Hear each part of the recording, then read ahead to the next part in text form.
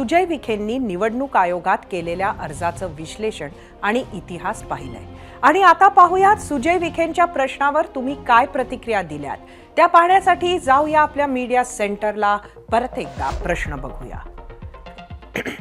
नगर लोकसभेत पराभवानंतर EVM VVPAT पडताळणीसाठी भाजपच्या सुजय विखेंचा अर्ज निकाल बदलू शकतो असं वाटतं का? बघूया सोशल मीडियावरच्या प्रतिक्रिया।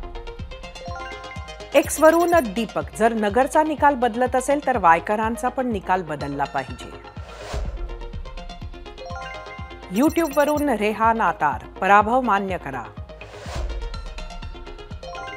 फेसबुक वरून अनिल चितळकर, प्रस्थापित राजकारण्यांना पराभव पचवण्याची ताकद नाही, एका सामान्य व्यक्तीकडून झालेला पराभव जिव्हारी लागला।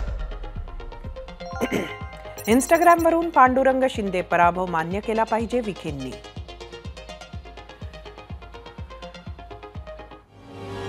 सुजय विखेंच्या प्रश्नावर तुम्ही दिलेला कौल पाहण्यासाठी आता जाऊया आपल्या पोल सेंटरवर। परत एकदा आजचा प्रश्न।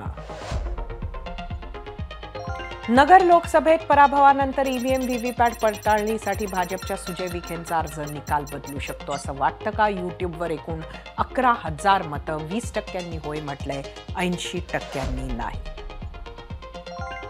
इंस्टाग्रामवरून एकूण 3,000 मतं, 48% होय म्हटलंय, 52% नाही। फेसबुकवर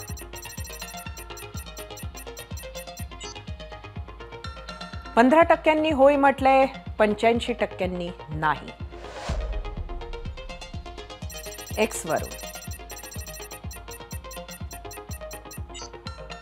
18% होय म्हटलंय, 82% नाही।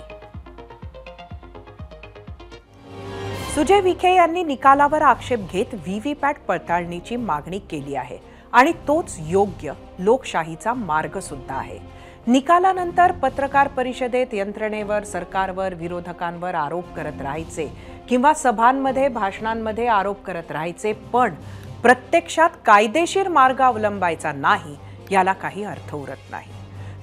तोंडाची वाफ वाया घालवणे आणि ऐकणाऱ्यांचं मनोरंजन करणे यापेक्षा त्यातून फार काही हासिल होत नाही।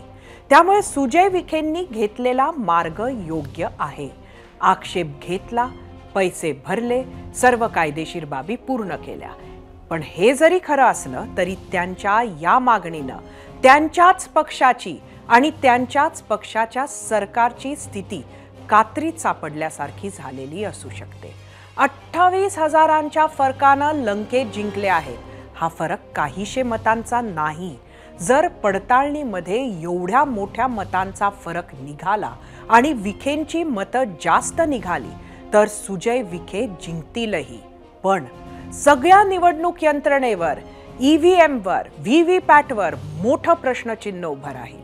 सरकारच्या कार्यपद्धतीवर विरोधक घेत असलेल्या शंकांना भरभक्कम आधार मिळेल।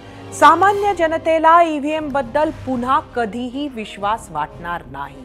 असो, राजकारणात काहीही झालं तरी लोकशाही मात्र सुदृढ होईल, एवढं नक्की। एबीपी माझा, उघडा डोळे बघा नीट।